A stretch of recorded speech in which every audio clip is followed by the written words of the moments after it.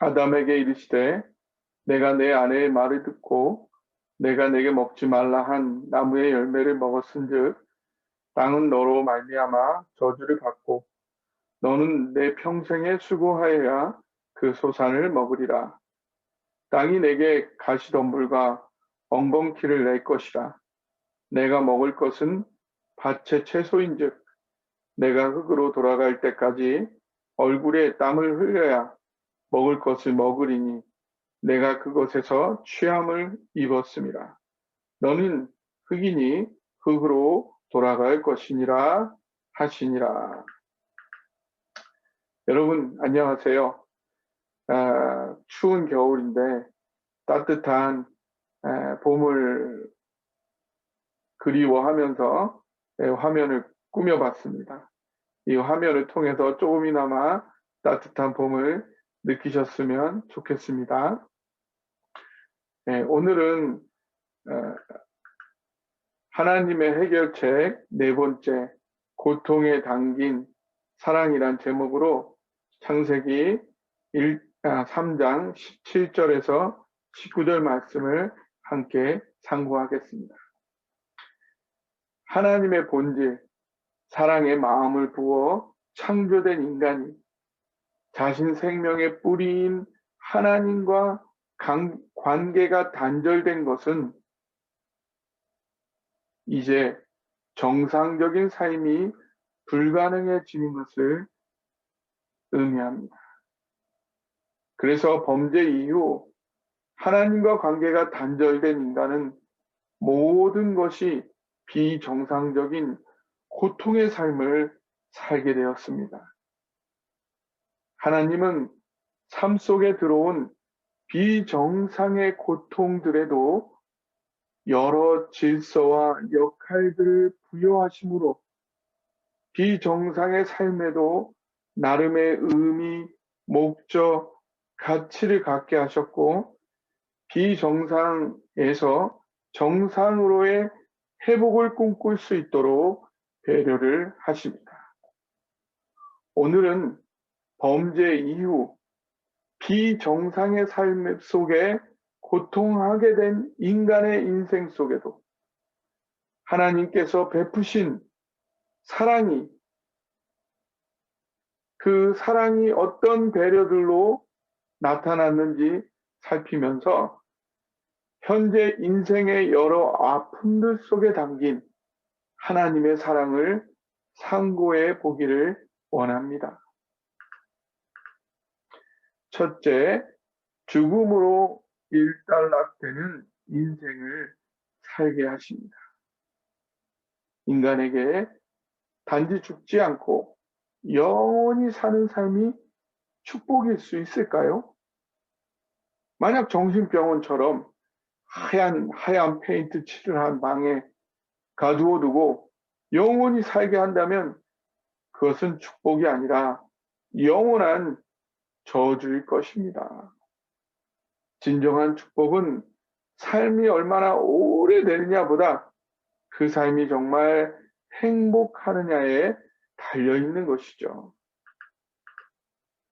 생명의 뿌리인 하나님과 관계가 단절되어 본질적으로 정상적인 삶을 살 수 없는 인간, 진정한 행복을 누릴 수 없는 인간이 끝없이 영원히 산다면 그 비정상적인 고통, 지옥 같은 삶이 영원히 이어지게 되는 것 아니겠습니까? 하나님은 우리가 비정상인 상태로 인생을 영원히 이어가기보다는 그 인생이 한 번의 진행 후에 막을 내리도록 배려하신 것입니다. 죽음으로 인해 우리는 인생을 보다 진지하게 살게 됩니다. 인생의 비정상적인 삶에 그저 만족하거나 완전 절망하지 않으며 영원을 기대하고 준비하며 살게 되는 것입니다. 하나님께서 우리에게 원하시는 삶은 이 땅에서 영원히 살 것처럼 착각하며 안주하며 사는 인생이 아니라 언젠가 떠나야 될 정해진 그 끝을 의식하면서 죽음 이후를 진지하게 준비하는 삶을 살기 원하십니다. 죽음을 의식하지 않는 삶, 죽음을 준비하지 않는 삶, 언젠가는 후회할 삶이 아닌 하나님과 정상적인 관계를 회복하고 깊이 풍성히 그 관계를 누림으로 죽음 이후의 삶을 넉넉히 준비하시기를 주님의 이름으로 축원합니다. 둘째, 애씀과 수고로 인생을 살게 하십니다. 17절, 땅은 너로 말미암아 저주를 받고 너는 내 평생에 수고하여야 그 소산을 먹으리라. 19절은요. 내가 흙으로 돌아갈 때까지 얼굴에 땀을 흘려야 먹을 것을 먹으리니. 온 땅을 가꾸고 관리, 경작하는 인간의 노동은 인간에게 원래 주신 축복이요 특권이었는데 이제는 생존을 위해서는 피할 수 없는 필수적 조건, 강제적 고통이 됩니다. 땅은 저주를 받았고 가시덤불과 엉겅퀴로 저항을 합니다. 인생은 내가 수고한 대로 받을 수 있는 것도 아니게 되었습니다. 인간의 단순한 수고로는 통제할 수 없는 내 가진 모든 것을 다 내어놓아도 보장이 되지 않는 모든 대가를 지불하는 애씀을 쥐어 짜내야 겨우 생존이 가능해지는 내가 쏟아부은 노력에 비하면 얻은 것은 너무 허무한 척박한 인생을 살아가는 것입니다. 허나 수고하고 땀을 흘려야 먹을 수 있다는 이야기는 수고하고 땀을 흘리면 먹을 수는 있게 보장해 주시겠다는 하나님의 약속이기도 합니다. 이로 인해 인간은 인생이 언젠가 끝나기에 죽음을 준비하며 진지하게 살 뿐만 아니라 하루하루 고통스럽게 진액을 짜내는 수고의 삶을 살면서 하나님과 관계가 단절된 현재의 비정상적인 삶에 안주하지 않고 하나님과 함께하는 정상적인 삶을 간절히 소망하게 되는 것입니다.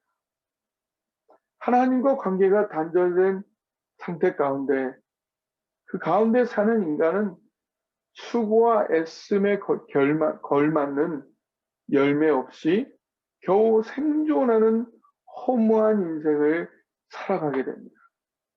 그러나 하나님과의 관계가 회복된 정상적 인간은 수고와 애씀의 풍성한 열매, 30배, 60배, 100배의 결실을 맺는 보람찬 인생을 살고 그 삶의 열매는 영원까지 이어지는 것입니다. 하나님과의 관계가 회복되고 풍성해짐으로 매일매일 보람 있는 인생 살아가시기를 주님의 이름으로 축원합니다. 셋째, 노화로 인생 이후를 잊지 않고 준비하게 하십니다. 노화, 늙어가는 것도 하나님 사랑의 배려일 수 있을까요? 평생을 꽃같이 젊은 육체와 얼굴로 살 수 있다면 과연 좋을까요? 육체적으로는 좋겠죠. 그러나 하나님은 우리의 현재 인생보다 영원한 삶을 더 중요하게 생각하십니다. 그래서 어찌되었든 현재의 삶이 다가 아니며 언젠가 끝나게 된다는 것을 인식하기를, 그래서 현재의 삶 이후 영원한 삶을 준비하기를 원하십니다. 우리는 매일매일 거울 속의 나를 보면서 주름이 늘어나고 탄력이 줄어드는 나의 얼굴과 점점 쇠잔해지는 육체와 건강을 확인하게 됩니다. 그 노화를 경험하여 가면서 이 땅에 영원히 머무를 수 없음을, 언젠가는 떠날 수밖에 없음을, 그래서 이 땅 이후의 삶을 반드시 준비해야 함을 매일매일 거울을 보면서 확인하게 되는 것입니다. 그리고 노화의 고통은 세월이 갈수록 더욱더 깊어집니다. 그것은 나에게 세월을 허락하신 만큼 더 깊고 풍성히 하나님의 사랑을 누리라고 재촉하시는 것입니다. 살아온 세월만큼 하나님의 사랑을 더 깊이 풍성히 누린 사람은 노화와 인생의 고통이 커지는 만큼 오히려 그를 통해 하나님의 사랑을 더 깊이 적용하고 더 깊은 평안과 자유를 경험합니다. 그러나 살아오는 세월보다 하나님의 사랑을 덜 누리게 되면 세월이 갈수록 인생은 점점 더 힘들어지고 고통스러워지는 것입니다. 세월이 갈수록 점점 더 고통스러운 인생이 아니라 점점 더 평안하고 자유하고 행복한 삶을 살기 원하시나요? 하나님을 점점 더 깊이 만나십시오. 하나님의 사랑을 점점 더 깊이 누리십시오. 내 삶의 그 어디에도 하나님 사랑 아닌 것이 없음을 점점 더 깨달아 누려가시기를 주님의 이름으로 축원합니다. 범죄한 이후 비정상의 삶 속에서 고통하게 된 인간에게 하나님은 그 삶 속에서도 사랑으로 배려하십니다. 비정상적 고통의 삶이 죽음으로 일단락되게 하셨고 겨우겨우 가능한 생존을 위해 수고하고 애써야 하는 허무한 인생을 통해 영혼을 사모하게 하셨고 매일매일 쇠잔하는 육체와 무너지는 외모를 통해 오늘에 안주하지 않고 최선을 다해 하나님과 관계를 깊이 하고 풍성히 하는 영적 성숙에 매진하게 하십니다.